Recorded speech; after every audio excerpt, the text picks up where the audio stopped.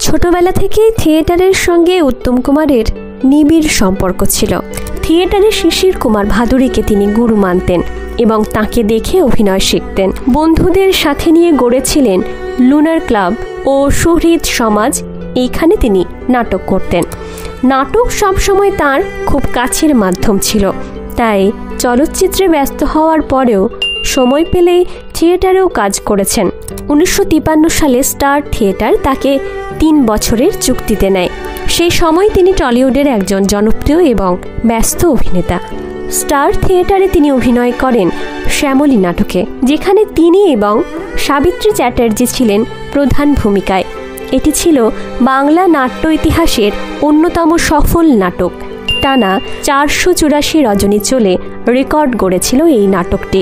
তুমুল প্রশংসিত হয়েছিল তার অভিনয়।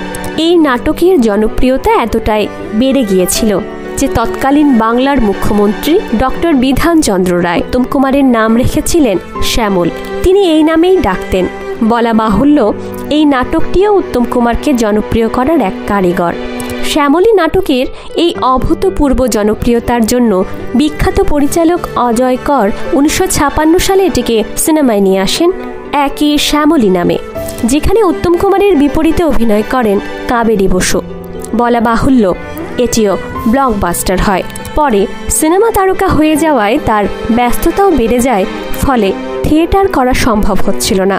অনেক পরে 70-এর দশকে আবার ফিরে আসেন থিয়েটারে তার নিজের তৈরি সংস্থা শিল্পী সংসদের ব্যানারে। 1970-এর দশকে 3টি নাটক মঞ্চস্থ করেন, যথাক্রমে চারণ কবি মুকুন্দ দাস, শাহজাহান ও চরিত্রহীন।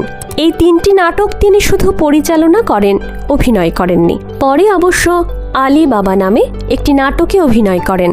তার মঞ্চস্থ করা প্রত্যেকটি নাটক জনপ্রিয় হয়েছিল।